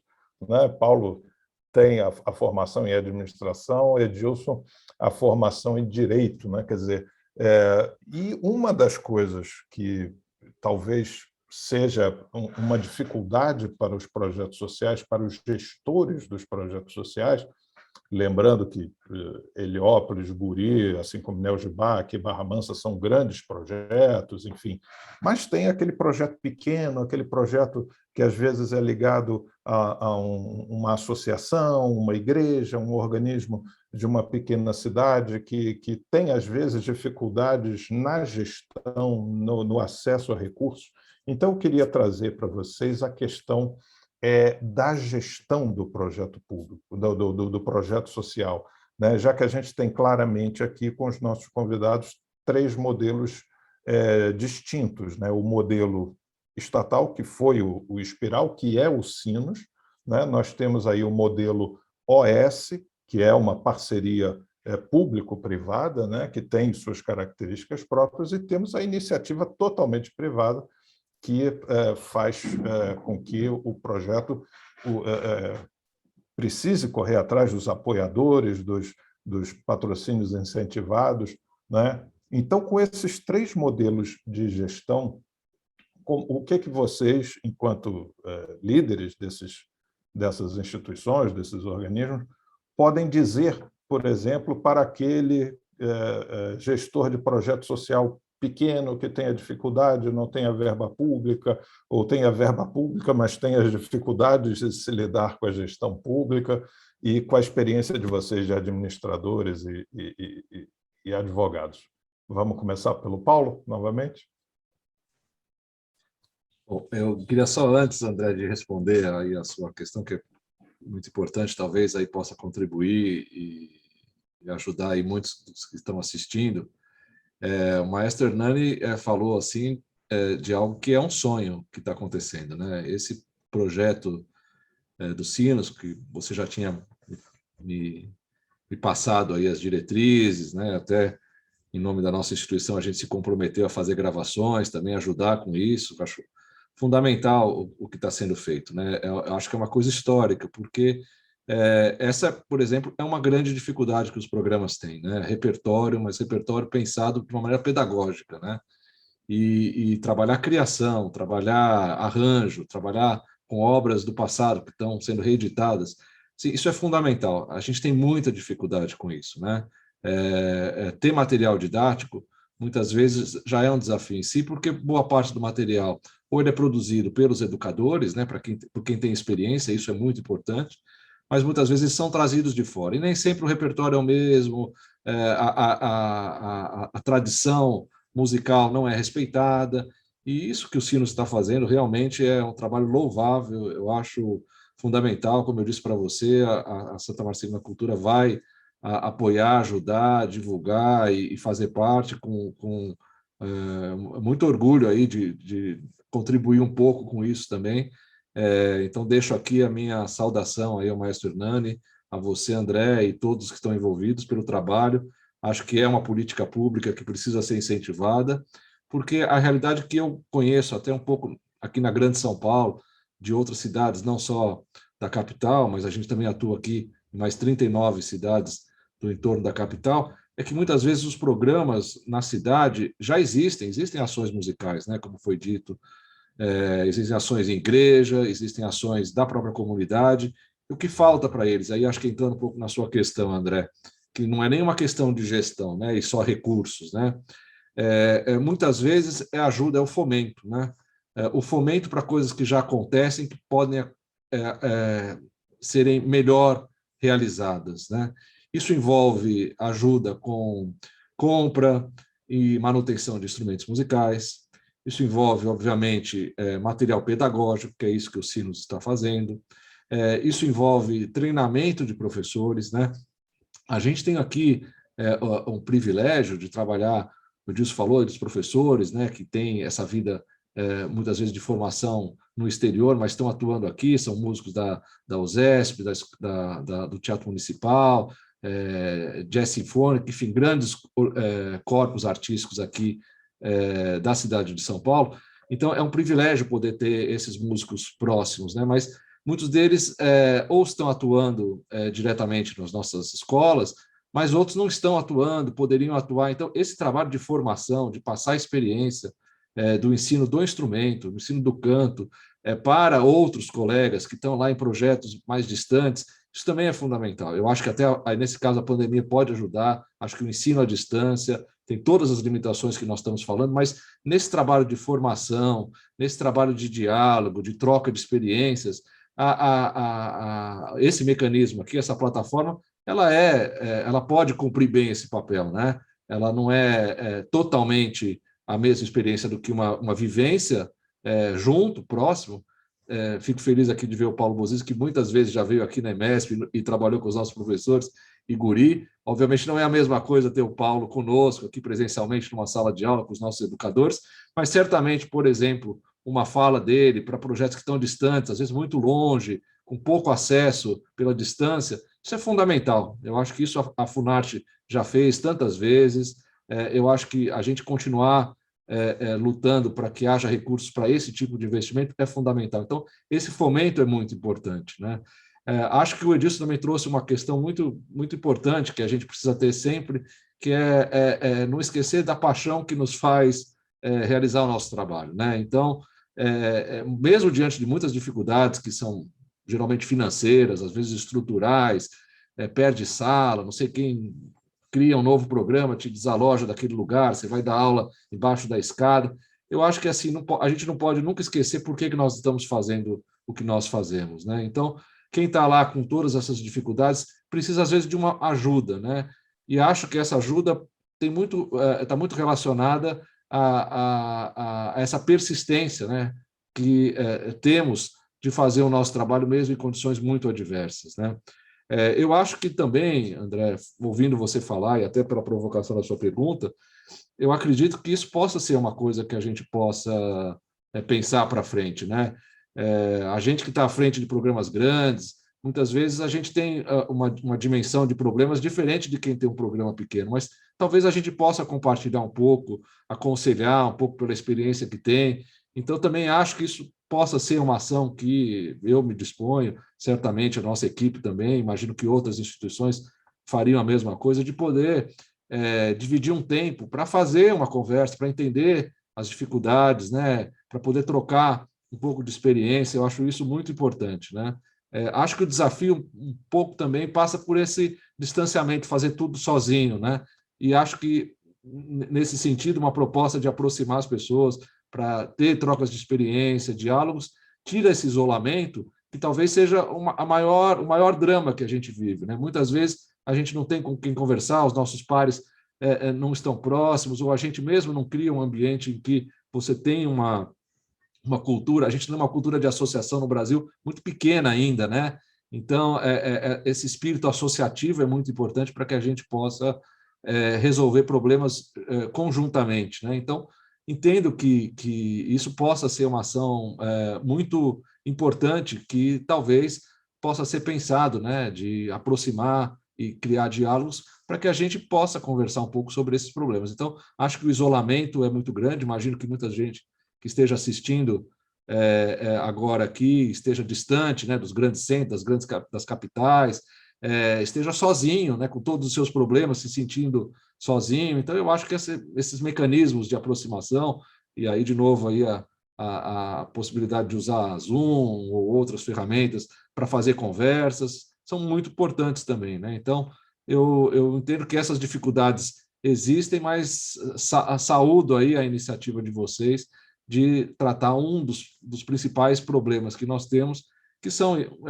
relacionados a métodos e partituras, especificamente para esse trabalho de formação que nós não temos estruturado, e o que vocês estão propondo que aconteça é realmente uma revolução muito positiva. Obrigado, Paulo. Edilson? Eu concordo com o que o Paulo disse, a gente também lá, ao longo desses anos todos, tem sempre estado aberto a trocar informações com as pessoas que nos procuram, até porque, né, Paulo, a gente já tem um pouquinho de tempo na estrada e se a gente já teve que desviar ou passar por cima de algumas pedras, a gente pode, assim, orientar outros para que tentem desviar logo de cara, né? Que não quer dizer que vai ser o mesmo caminho. Sabe uma coisa, André, que eu sinto que falta muito, não é isso está dentro da gestão, mas é uma questão muito específica, que é ensinar essas pessoas a escrever projetos. Hoje mesmo eu fui procurado lá no Instituto, está vindo de encontro com essa tua pergunta, um quarteto nosso lá de alunos, que durante a pandemia eles acharam uma forma de ganhar uma grana e de levar a música deles. Eles começaram a tocar em condomínios, um quarteto de cordas, né? E aí eles foram empreendendo, daí a pouco conseguiram comprar um sisteminha lá para amplificar o seu som, e hoje vieram conversar comigo que eles querem ir mais para frente, né? E o que eles falaram, sabe o que foi? Maestro, a gente precisa aprender a escrever projetos. E é verdade, porque você tem PRONAC, você tem PROAC, você tem todas as leis de incentivo e você também tem os editais das empresas, né? E muitas vezes esses gestores que estão aí pelo Brasil afora, em cidades pequenas, que são verdadeiros guerreiros, verdadeiros heróis da arte, da música, eles não sabem como pedir dinheiro, né? E isso, assim, eu digo porque foi a nossa vida. Como eu falo, a gente nasceu privado e continua privado até hoje. Então, se a gente não bater na porta e pedir dinheiro, o dinheiro não chega, até porque ninguém doa se não chegar um pedido, né? Eu acho que isso era uma questão que vocês, pela UFRJ, pela Funarte, poderiam pensar em realmente desenvolver, ou pela própria Academia Brasileira de Música, em capacitar esses gestores que estão aí pelo Brasil afora no básico. Não adianta querer capacitar o cara a cuidar de dinheiro se ele não conseguir pegar o dinheiro. Então, primeiro ele precisa ter um investimento, para depois aprender a cuidar do investimento. Então, para mim, passo número 1, aprender a escrever projeto. Os caras não sabem nem o roteirinho, nem o que colocar. Isso acho que seria uma coisa muito importante para a formação desses guerreiros que estão espalhados aí pelo Brasil. A gente começou um projeto faz pouquinho tempo, que era um sonho meu muito antigo, né? Quando a gente construiu a sede em Heliópolis, todas as nossas salas têm captação de som e imagem. Isso tem duplo sentido. Primeiro, que é muito bacana, porque eu lá da minha sala eu consigo assistir uma aula sem que a pessoa saiba que eu estou assistindo. E a gente sabe que qualquer corpo estranho na sala de aula muda a aula, para melhor ou para pior, né? Entrou alguém, a aula mudou. Mas o nosso verdadeiro sonho, desde o início, era o quê? Poder transmitir as aulas que a gente ministra lá na sede pela internet, para que essas pessoas que estão espalhadas aí pelo Brasil afora, para que elas pudessem ter uma aula, assistir uma aula, né? São Paulo e Rio de Janeiro não serve de parâmetro para o Brasil, né, gente? A gente tem mão de obra para escolher. Assim, você escolhe o professor com que você quer trabalhar na sua escola. Isso não é a realidade Brasil afora. A gente ainda tem capitais do país que não tem orquestra sinfônica. Vai lá para o sertão do Norte e Nordeste, não vamos nem longe, não. Vai para o interior do estado de São Paulo. Você tem macro-regiões que não têm orquestra, você tem regiões riquíssimas economicamente que não tem uma orquestra sinfônica. Se não tem uma orquestra sinfônica, não tem um professor de violino, que o cara vai viver do que lá, se ele não tem uma orquestra para estar. E a gente começou agora, todos os sábados, a gente faz 2 aulas que a gente está chamando de aulas abertas. Tem sempre um professor nosso de sopros e um professor nosso de cordas para dar aulas com temas específicos para não alunos do Instituto Baccarelli. E, André, eu estou tendo uma dificuldade enorme de divulgar isso, porque, inclusive, esse é um trabalho que o nosso fórum está se dispondo a fazer, que é de levantar as informações das orquestras e dos projetos espalhados pelo Brasil, para que a gente possa ter uma base de dados confiável aí, que a gente possa se articular, né? Então, eu penso que o desafio da gestão, ele é enorme, mas ele tem que ser dado passo a passo também. O gestor de um projeto social aí pelo Brasil afora, ele é tudo, né? Eu lembro quando começou o Instituto Baccarelli, que não era ainda um instituto, era a ação do mestre Baccarelli, trabalhávamos com ele, eu e o Vitório. Vitório faleceu, infelizmente, esse ano. A gente administrava, a gente ia na padaria comprar o pão e a gente fazia o lanche para dar para as crianças. Então, o que eu quero dizer com isso? Quem está em um projetinho pequeno, faz tudo, inclusive dar aula de música.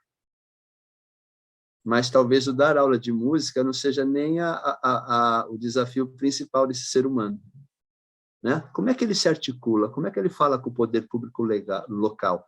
Como é que ele vai na loja do comércio local e pede um apoio, né? Assim, será que ele já percebeu? Será que alguém falou para ele, por exemplo, que é mais fácil conseguir produto do que dinheiro?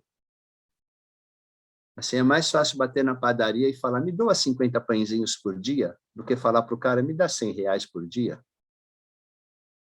Né? Será que alguém já falou isso para ele? Então, tem muitas coisas que a gente pode, sim, eu me disponho também, assim como o Paulo, se vocês quiserem promover esses encontros, a participar e trocar experiência, né? Mas fica aí uma ideia, né? Eu acho que eu começaria pelo... isso pode ser para a Funarte, hein, André? Estou te provocando lá, o FRJ, o mundo acadêmico. Vamos ensinar esses gestores esses heróis, esses guerreiros, a escrever projeto para que eles possam ter o dinheiro. A hora que eles pegarem o dinheiro, a gente dá um... Né, Paulo? A gente mostra um pouquinho como fazer para o dinheiro não acabar. Especialmente isso, né? O dinheiro não acabar, esticar o dinheiro. Mas, multiplicar os pães aí, né, Edilson? Multiplicar os pães, exato. Apenas assim, o FRJ tem 3 programas com a Funarte, né? Que um é o Sinos, mas tem o Bossa Criativa, onde entram as demais linguagens artísticas, entra o teatro, a dança, o circo, enfim, até o patrimônio histórico, e tem o Novo Olhar, que é um programa de acessibilidade cultural, ou seja, focado nas pessoas com as mais diversas deficiências, sejam cognitivas, físicas e tudo mais. Todos esses programas da Funarte, eles são transversais, ou seja, uma instituição pode lançar mão de ações tanto de um programa quanto de um programa. Quer dizer, as orquestras têm os sinos como principal projeto, assim, para as suas necessidades, mas também podem usufruir daquilo que é desenvolvido nos demais. E no Bossa Criativa, nós já fizemos, acho que 1 ou 2 edições de curso exatamente de elaboração de projetos e captação de recursos, né, com professores que são especialistas nesse assunto. Então, nós vamos divulgar isso para que os projetos sociais tenham acesso. A gente pode fazer turmas específicas para os projetos sociais, porque é tudo feito no formato remoto, né? E a gente tem também agora, a partir de janeiro, as caravanas Sinos, que é o Sinos presencial, ou seja, nós vamos começar a percorrer o Brasil com times de professores, a primeira em Petrópolis, em janeiro, a segunda no Rio Grande do Sul, a terceira no Rio Grande do Norte, na cidade de Pau dos Ferros, 40 quilômetros sertão adentro, Acre, enfim, vários lugares do Brasil, e podemos agregar nessa caravana esses conteúdos aí que vocês estão propondo, de gestão, de captação, de modo que a gente possa ter ainda um alcance maior dos sinos. Né? A gente já está chegando a 19h30, já chegamos, vamos caminhando para o nosso encerramento. Eu queria, daqui a pouco, abrir para os acadêmicos. A Flávia Toni tem uma pergunta para fazer. Antes disso, eu queria trazer como último assunto, assim, talvez para a gente concluir, né, essa parte, antes de passar para eles, o pós-projeto social. Né? Aquela realidade do aluno do projeto social que começou, estudou, se qualificou como instrumentista, às vezes o caminho pode ser, né? Mas muitos da gente sabe que boa parte deles não vai ser músico, mas aquele que quer ser músico profissional, como é que a gente, na realidade que a gente tem hoje do meio musical brasileiro, com as poucas orquestras, Edilson mesmo falou aí que há macro-regiões de São Paulo que não tem uma orquestra sinfônica, consequentemente não tem um professor, há capitais no Brasil que não têm orquestra. Né? Como é que a gente resolve esse problema? Qual a ligação, qual a ação que a gente pode ter juntando, vamos dizer, o projeto social com o mundo profissional e esse incremento para abrir oportunidades para esses jovens que querem ser músicos e vêm dos projetos sociais? Quem quer começar? Paulo, Edilson, Hernani? Maestro, eu queria lembrar aos presentes que, antes do projeto Sinos, houve um projeto pioneiro, o projeto Espiral, cuja figura maior foi Alberto Jafé e sua esposa, Deise de Luca, que fizeram um trabalho, especialmente no estado do Ceará, que ainda conseguiu permanecer anos depois nas mãos de um grande pedagogo, violinista Vasquem Fermanyan. E Jafé criou um método Jafé, um método mais brasileiro. Não podemos esquecer isso. Eu fui o penúltimo coordenador desse projeto, que recebi, aliás, das mãos do maestro Ricardo Takuchian. Quando ele se retirou, eu era do projeto Orquestras, o professor Voldsen Low era do projeto Bandas, eu tive que assumir, então, o projeto Espiral já bem enforcado. Ainda tinha também a escola de luteria. Essa escola de luteria, guiada por Guido Pascoli, é que realmente alavancou a luteria brasileira. E muito interessante também que esse projeto Espiral começou. Eu creio que a primeira, não sei se houve outra música, mas o maestro Takuchian, quando era coordenador, ele escreveu uma obra já com nível artístico para as orquestras, que foi o seu belo Andante para Cordas, que virou segundo movimento de sua Sinfonia para Fátima. Então, já houve uma tentativa assim. E eu tive a honra de reger a estreia dessa obra de Takuchian. Aliás, quando eu falo que tive a honra de reger a obra, eu acho que para o regente, reger uma obra de autor brasileiro é honra. É honra. Aliás, o campeão de obras, regente de obra brasileira é Maestro Duarte. O Maestro Duarte é o campeão. E depois eu me retirei para entrar na universidade, passei para meu saudoso amigo Leonardo Sá, que infelizmente nos deixou, e depois a Funarte levou aquela punhalada no nefasto governo Collor, que até acabou com o nome de Funarte, botou o nome do instituto aí, que não foi adiante, graças ao Altíssimo Deus de Israel, voltou esse nome querido, Funarte, que está aí lutando. Boa noite.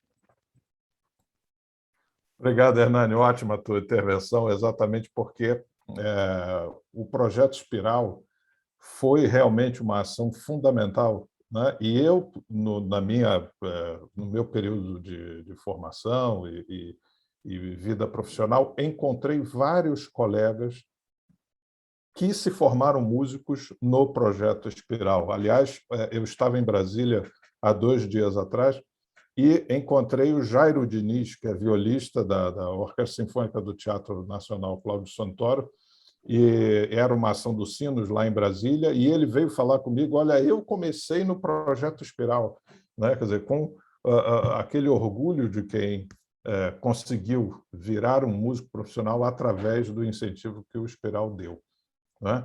Então, essa experiência foi decisiva na vida de muitos músicos, né? Pena que em 1985, 86, mais ou menos, ele foi extinto. Esse depoimento do maestro Hernani é esclarecedor. Paulo e Edilson? Olha, eu acredito que esse é um desafio muito grande, né? Pensar o que acontece na vida profissional de um músico hoje, né? Principalmente depois desses 2 anos, né? Nós gerimos aqui, então, a Escola de Música do Estado de São Paulo, e aqui em São Paulo também a gente tem a Escola Municipal, a gente tem alguns caminhos especificamente para os alunos do GURI progredirem na sua formação, né? O GURI realmente só faz o trabalho de ensino coletivo de instrumento, e a gente tem muitos alunos que entram, hoje na EMESP, mais da metade dos alunos que entram, tem processo seletivo específico, mas mais da metade dos alunos que entram vem do projeto GURI, quase todos vêm de projetos sociais. A escola municipal também, a gente tem um número muito grande de alunos que ingressam na escola municipal, alguns dos alunos do GURI entram diretamente em universidade. Mas, André, no nosso monitoramento, embora a gente esteja falando de uma política pública, de educação musical, não é um projeto exclusivamente de formação de músicos profissionais, a gente tem 2% dos nossos alunos que progridem nessa formação continuada e 98% deles vão fazer outras coisas, né? Então, como o Edilson disse, o nosso objetivo não é formar músicos profissionais, embora a gente faça todo esse caminho com muita dedicação e qualidade de todos os envolvidos no seu trabalho. Mas, objetivamente, 98% dos nossos alunos não continuam estudando música. Podem ser público, podem ser apreciadores, a gente tem agora como desafio também, como eu falei, analisar melhor o que acontece com a vida desses alunos quando eles saem do programa. Essa é uma questão para nós ainda que precisa ser endereçada, mas especificamente para aqueles que querem continuar na vida profissional, os desafios são imensos, né? Eu não acredito mais que a orquestra é o ponto de chegada que a gente tenha hoje como condição real de você ter um emprego, né? A empregabilidade do nosso aluno, ela está hoje, o Edilson falou dos projetos, ela está muito nessa ação empreendedora, música de câmara, o formador, o educador, o professor, muitos alunos nossos fazem essa opção não como uma segunda opção, né? Não vou tocar em orquestra, então eu vou dar aula. Não, tomam a decisão de se preparar para a docência. Eu fico muito feliz quando eu vejo os números de alunos nessas pesquisas internas que a gente faz para saber para onde eles querem ir. Muitos tomam a decisão de continuar sendo educadores musicais. Isso é muito bacana, acho que é uma situação bem especial. A gente tem alguns alunos hoje do programa que são nossos professores, passaram por processo seletivo, chegaram à EMESP, nós estamos dando aula na EMESP. Eu acho isso muito importante para mostrar que essa mudança ela não é rápida, ela é passo a passo. Então, eu vejo hoje como caminho possível outros tipos de ação. Nós temos aqui um programa que se chama Hospitais Musicais, a gente tem uma formação específica, faz isso, tem parceria com os Doutores da Alegria, que é um programa de palhaços que atua dentro dos hospitais. A gente faz esse programa em parceria com eles, de formação de perto de 50 alunos anualmente, né? Na verdade, são 2 anos de formação, a gente tem a turma 1 e a 2, e eles atuam diretamente em hospitais. Hoje eles têm o MEI, têm a sua microempresa aí, fazem esse trabalho na área de saúde, levando música, enfim, isso acabou sendo também um caminho que a gente se sentiu na obrigação de ajudá-los, né? Porque pensar só em orquestra não é mais a realidade. Agora, André, a discussão de como a gente coloca orquestras de todas as capitais e mais cidades é um grande desafio, né? Eu acho que é um desafio de entendimento de quem toma a decisão dentro do poder público, é um caminho de fortalecer uma política pública que, ao longo desses anos, foi se perdendo, ela está muito isolada, ela está em ilhas, né? E eu acho que isso é um grande desafio para a gente discutir e pensar, mas eu não acredito que haja a possibilidade de você ter orquestras em todas as cidades se você não tem programas de formação em todas as cidades. Então, eu acho que as coisas andam conjuntamente, andam ligadas, né? E fortalecendo, acredito, que programas de formação musical, você consegue criar espaço para que a prática musical aconteça e com ela você tenha a profissionalização. Então, é um processo longo, é uma discussão longa, mas fica aí esse sonho que a gente tem, né, quando usa exemplos aí de alguns países, principalmente na Europa, que tem orquestras em todas as cidades, orquestras comunitárias, coros, enfim. Eu acho que tem um desafio muito grande, mas a gente vai continuar brigando para ver isso acontecer algum dia aqui no nosso país. Obrigado, Paulo. Então, Edilson, para a sua contribuição nesse assunto, depois eu passo para a Flávia Toni. Olha, eu concordo em muitas coisas com o que o Paulo falou. O músico de hoje não é mais um músico da orquestra sinfônica. A gente tem que capacitar essas pessoas, empoderar essas pessoas em outras disciplinas, como marketing, por exemplo. Lá no Instituto agora a gente está conseguindo promover um curso em parceria com o Banco BTG Pactual de Educação Financeira para os nossos alunos, porque também é importante. Agora, eu acho que a gente tem um grande desafio nos projetos de educação, principalmente nós que estamos em São Paulo e Rio de Janeiro. Mostrar para a garotada que o Brasil é maior que São Paulo e Rio de Janeiro. Né? Um tempinho agora, há pouco tempo atrás, uma aluna nossa passou na orquestra do Teatro da Paz, em Belém do Pará. Ela veio falar comigo, falou, maestro, eu não sei se eu vou, Belém do Pará, não sei a orquestra lá, o nível artístico que tem. E eu sempre falo para os nossos alunos, falo, gente, se você acha que a orquestra lá não está em um nível bom, e você está em um nível acima do que a orquestra está lá, vá para lá, ajude a melhorar o nível artístico dessa orquestra. Assim, nem todo mundo vai conseguir, ou quase ninguém vai conseguir tocar na USESP, ou na Orquestra do Teatro Municipal de São Paulo, ou do Teatro Municipal do Rio, ou na USB, nas grandes orquestras do Rio e São Paulo. Então, primeiro, acho que o grande desafio que a gente tem é convencer a nossa garotada a desbravar o Brasil. Né? E aí, Paulo, ele já tem a veia do educacional. Então, chegando nesses locais, eles podem ir para o educacional, né? Agora, assim, eu só não concordo que a gente tem que primeiro ter o projeto educacional para depois a orquestra. A gente tem que ter primeiro a orquestra e depois a educacional, até para que as crianças tenham na orquestra o parâmetro. Um outro grande desafio que a gente tem para conseguir abrir orquestras pelo Brasil afora tem um passo antes. É manter vivas as orquestras que temos hoje. E aí, com todo respeito, assim, eu vou me permitir fazer uma crítica talvez bastante polêmica, mas eu acho que a classe musical é culpada por isso. Né? Cada um se preocupa consigo. Então, assim, bom, se essa orquestra durar enquanto eu estou aqui, que bom seja. Né? Infelizmente, muitos de nós, quando conquistamos um emprego em uma orquestra sinfônica, com o passar dos anos, ou mesmo fora da orquestra sinfônica, a gente esquece o porquê lá atrás a gente resolveu ir para o caminho da música. A gente perde a paixão, a gente perde o friozinho de entrar no palco. Assim, eu estou cansado de assistir concertos tecnicamente corretos que não me emocionam. Assim, de ver colegas que, ao final do concerto, sendo aplaudidos, fazem cara de quero ir para minha casa.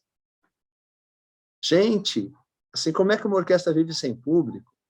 Um tempo atrás, fui reger uma orquestra pública, vou me permitir não dizer o nome, né?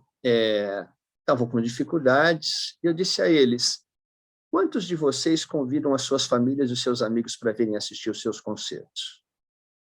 Mais que isso, quantos de vocês, quando estão de folga, vêm assistir o concerto da sua orquestra? Ou de uma outra orquestra? Agora, eu quero público, mas eu não aceito ser público. Né? Falei, quer que o poder público invista na sua orquestra? Faça ter fila na porta. Faça ter mais gente querendo assistir do que comporta no teatro. Toque com vontade, toque com paixão, toque com amor, conquiste as pessoas que estão aí na tua plateia. Quando você entrar no palco, olhe no olho de alguém, dê um sorriso para essa pessoa. Se faça com que ela tenha vontade de sair da casa dela e te assistir. Então, eu acho que a reflexão ela é muito mais profunda, o André e colegas. Assim, eu acho que, muitas vezes, nós, classe musical, jogamos contra nós mesmos. Né? E eu acho que o grande desafio é esse, é a gente manter essa chama acesa pela nossa vida toda. A paixão que nos levou lá atrás a escolher o caminho da música, ela nunca se apague. E que, dessa forma, a gente consiga fazer com que cada pessoa que vem assistir a um espetáculo que a gente esteja produzindo saia daquela sala de concerto, do ambiente onde ela estiver, melhor do que ela chegou. Com vontade de retornar, com vontade de estar novamente assistindo a um espetáculo desse, e mais que isso, que ela saia irradiando, que ela saia falando para todo mundo. Gente, fui a um concerto ontem da orquestra XYZ, que fantástica, você deveria assistir. Quem sabe dessa forma, a gente estimule os governos a investirem em orquestras sinfônicas. Ninguém vai investir naquilo que não tem interesse social. Se a cidade não frequenta, se a sociedade não se faz presente, por que a gente vai exigir investimento do poder público? Com tantas carências que a gente tem disputando orçamento aí. A gente tem orquestras que, nesse momento de pandemia, ficaram sem fazer um concerto. Gente, isso é um risco, porque os orçamentos do poder público não vai fechar daqui a pouquinho. Se gastou dinheiro que não tinha em orçamento. Aí, daqui a pouco, eles vão descobrir organismos que ficaram lá um ano e meio, sem entregar nada para a cidade e custando para o cofre público. Se ficou um ano e meio sem fazer nada e ninguém sentiu falta, para que ele vai manter? Então, acho que o primeiro passo, André, para que a gente tenha a possibilidade dessa garotada que está hoje nos projetos de educação musical espalhados pelo Brasil terem emprego no futuro, é nós que estamos hoje empregados no mundo da música, que a gente tem a responsabilidade com as gerações futuras. E que nós trabalhemos para que essas instituições se mantenham para os nossos filhos, para os nossos netos e para os nossos bisnetos. Aí, Edilson, é importante a tua fala, até porque são ações de longo prazo, né, para que elas deem resultado, e muitas vezes a gente está muito focado no curto prazo e não pensa lá na frente. É um desafio para todos nós. Eu queria agora passar para a nossa colega acadêmica Flávia Toni, que tem uma questão aí para vocês. Flávia, por favor. Olha, boa noite a todos. Eu tinha até retirado a minha pergunta por causa do adiantado da hora, mas já que o André, que está com vontade de conversar, e a gente tem aqui no Venturelli, no Paulo Zuben e no Hernani, 3 prosadores, eu vou abusar um pouquinho, tá? Eu não quero ser longa também na minha questão, mas queria dizer que ou um dos convidados, ou os 2 convidados que falaram primeiro, se referiram à música como ferramenta, né? E isso me faz lembrar imediatamente da ação dos jesuítas, né? Não é à toa que um dos primeiros programas de música como ação social, como projeto social, justamente vem da Venezuela, que teve no sistema essa potência grande, né? O que eu estou me referindo? Estou me referindo à Companhia de Jesus, que, como não era um mosteiro, ela trabalhava com missionários, que eram homens convertidos. A Companhia de Jesus teve entre eles alguns compositores, como, por exemplo, Domenico Zipoli. Mas o Inácio de Loyola achava que a música era uma divertidora do pensamento. Então, os jesuítas não estudavam música.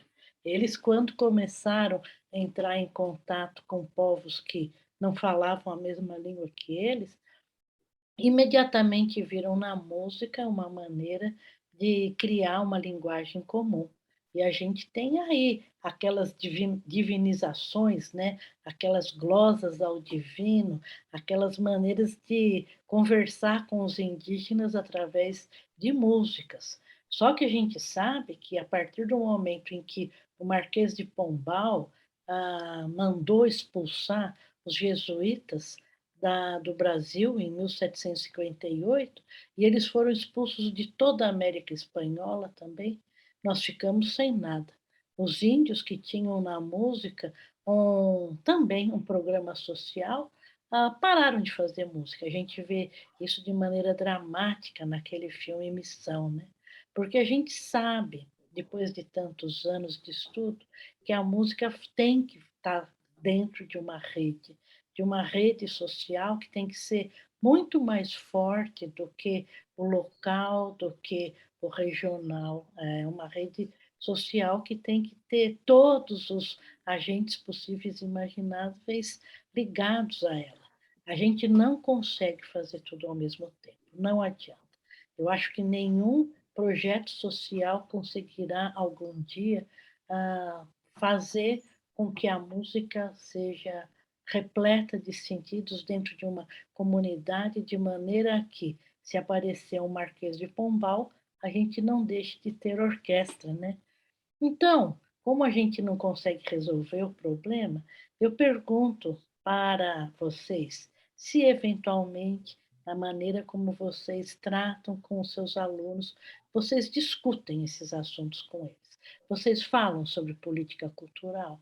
Vocês falam para eles sobre por que é bom tocar e o que mais existe além de tocar. Vocês falam para eles como é que é o mundo em outros mundos, ou não dá tempo do projeto social a falar sobre isso com os alunos? Quer dizer, o que mais que a gente conversa com eles além de fazer música? Paulo? A gente faz muito mais que música, eu acredito.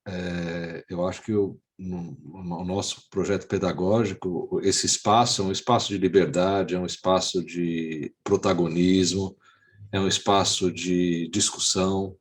Eu acho que a gente integrou o trabalho social dos nossos assistentes sociais ao trabalho dos professores, então tem discussão sim, tem oficina socioeducativa, vamos falar do ECA, vamos falar de política, vamos falar de equidade na música, que é um tema extremamente controverso. Só para vocês terem uma ideia, especificamente desse assunto, nós temos no Guri 52% de meninas e 48% de meninos. Quando a gente tem uma orquestra profissional e a gente tem uma gerindo lá no Teatro São Pedro, eu tenho 22% de mulheres. Elas vão sumindo ao longo desse processo, essa é uma discussão muito relevante. Aqui na EMESP eu tenho 34% de mulheres, então esse número vai sumindo, e lá no Guri tem meio a meio, né? Então, há muitos temas, sim. Eu acho que esse espaço que a música proporciona, de escuta, de atenção, é um espaço para você discutir a vida, né? Abrir horizontes. Não é um espaço só para falar de música ou fazer música. E eu acho que o princípio da arte é esse, dessa libertação, né? A gente tem, o André falou aí sobre Paulo Freire, a gente realmente acredita e trabalha de uma maneira missionária com a pedagogia de Paulo Freire no nosso programa, acredita nessa força de libertação que a arte tem, e acho que é uma discussão, sim, que nós precisamos trazer, de fortalecer políticas públicas, né? Eu não acho que a gente vai mudar com a sociedade civil organizada apenas. Ela precisa participar, ela precisa ser ativa, ela, no caso especificamente do nosso modelo aqui, executar também, mas ela, mais do que tudo, ela precisa cobrar de quem toma a decisão que as políticas públicas precisam existir. E a gente faz muitas discussões. Eu dei o exemplo lá de 2019, Flávio, foram os alunos da EMESP, junto com os alunos do Fábricas de Cultura, que mudaram a situação, e os alunos do Guri. Nós tivemos em 3 dias um avaz, né, aqueles abaixos assinados, com 140 mil assinaturas pedindo a volta do orçamento que estava sendo cortado. Não fomos nós aqui na gestão que resolvemos aquilo. Foi essa força de 140 mil pessoas em 3 dias, que eram alunos do Guri, familiares da escola, foram para a rua, fomos para a Paulista. Em uma semana você reverte. Então, é possível sim mudar as coisas, só que é preciso que você justamente não pense que o seu trabalho é só fazer música, né? Não é. Eu acho que é formar cidadãos, e aí esse é o grande desafio que a gente tem. Educação é essa libertação que a gente precisa para a nossa sociedade. Então, é uma briga que acho que todos aqui compraram quando assumem um papel numa universidade pública, quando a gente assume um programa público. É uma dedicação, uma missão. Então, eu acredito sim na mudança, eu acredito que ela é possível, acho que os programas têm essa realização, sim, e fico feliz da gente poder discutir isso, e acho que mais do que eu dizer, é muito bacana quando você conversa com os alunos, porque eles estão mudando. A discussão dessa nova geração é muito forte e traz temas que são muito importantes, que a gente realmente até agora não discutiu. Eu falei da equidade, podia falar de outros, de diversidade, de tantos outros, que são assuntos hoje que vêm para serem resolvidos, não só discutidos, e essa geração quer solução para essas situações que não estão resolvidas ainda. Eu já sabia, mas eu provoquei vocês para vocês falarem, tá? Venturelli, por favor. Flávio, eu acho que essa é uma das grandes diferenças dos projetos sociais para as escolas de música tradicional. Justamente por sermos projetos sociais, onde a música, como o Paulo disse e eu disse, é a ferramenta, o âmbito, o espectro da educação é muito maior. A gente não está lá para formar músicos, a gente está lá para formar cidadãos, né? A gente está lá para entender a realidade daquelas crianças, daquelas pessoas, e contribuir para que eles se tornem pessoas melhores através da educação musical, através da arte.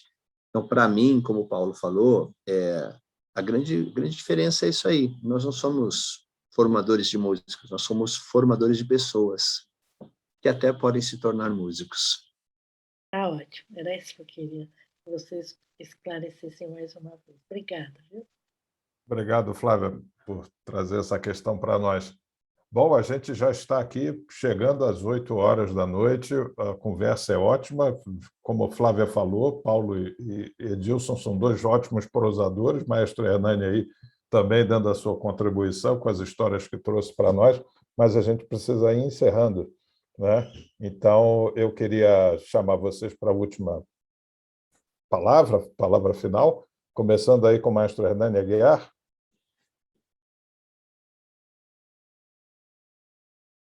Hernani? Muito bem. Foi formidável ouvir esses depoimentos dos maestros Paulo Zuben e Edilson Venturelli, realmente emocionantes. E poder lembrar os pioneiros que trabalharam já há quase 50 anos no inicial de formar cidadãos, não só músicos, cidadãos, e que esses cidadãos nunca sejam súditos. Ok, Hernani, obrigado. Paulo, por favor, sua despedida, sua palavra final. Fique à Queria vontade. agradecer a oportunidade de estar de novo aqui do lado do Edilson e de todos vocês nessa conversa. Foi um prazer imenso. Eu acho que a gente é muito apaixonado, né? O Edilson falou, a gente fala muito porque realmente a gente faz do nosso trabalho a nossa vida. Então, a vida se mistura ao trabalho, a missão se mistura à paixão, ao amor. Então, eu acho que isso é o que nos move. E dizer que eu acho fundamental que a gente faça essas discussões, que a gente trabalhe pela formação, continue sonhando por um Brasil melhor, acredite na educação como a maneira da gente mudar a nossa nação, educação acima de tudo, sempre, antes de qualquer coisa, educação acima de tudo. Então, é o que a gente acredita, e isso é muito importante que a gente possa dividir com as pessoas. André, mais uma vez, muito obrigado também aí pela sua mediação, pela sua generosidade. Um prazer te rever, um prazer aí rever alguns de vocês, conhecer outros. Eu fico à disposição aí para qualquer iniciativa que vocês tenham. Contem conosco. Seremos sempre parceiros de vocês nas iniciativas que vocês fazem aí pela música brasileira. Obrigado, Paulo. Com você, Edilson, palavras finais, por favor. Primeiro dizer do meu orgulho de estar nessa mesa aqui hoje. Paulo já é um amigo querido, o André, queridaço, né? Mas eu confesso a vocês que, como um menino começou a estudar música com 5 anos de idade, eu não tenho graduação em música, a minha escola foi a vida. Então, poder estar hoje aqui conversando sobre música, sobre inclusão social através da música, com as pessoas que estão na Academia Brasileira de Música, que tem hoje, assim, que é a instituição pensante dos destinos da música brasileira, com tantas pessoas reconhecidas, de carreiras brilhantes, para mim é um marco. Estou muito honrado em poder conversar com vocês, conhecer a maioria de vocês assim pessoalmente, e dizer que eu renovo o convite para que vocês, estando em São Paulo, nos façam uma visita. A presença de vocês em nossa instituição vai ser motivo de orgulho para a instituição e, com certeza, de inspiração para as nossas crianças, na hora que a gente puder dizer do galhardão das pessoas que estão lá visitando. Então, muito obrigado pela oportunidade. Contem com o Instituto Vaccarelli, com o que a gente puder colaborar. Nós estamos sempre abertos a conversar sobre música, conversar sobre inclusão social em especial através da música. E mais uma vez, André, obrigado aí pela tua mediação. Obrigado a todos vocês pelo convite e por estarem aqui hoje participando dessa mesa com a gente. Obrigado, Edilson. Bom, assim nós vamos encerrando a nossa live de hoje. Eu queria agradecer aos nossos convidados, ao maestro Hernani, que participou da mesa, aos acadêmicos que estiveram aqui na sala do Zoom, e a vocês que nos assistiram aí pelo canal da ABM no YouTube. Até o próximo Encontros ABM. Boa noite a todos.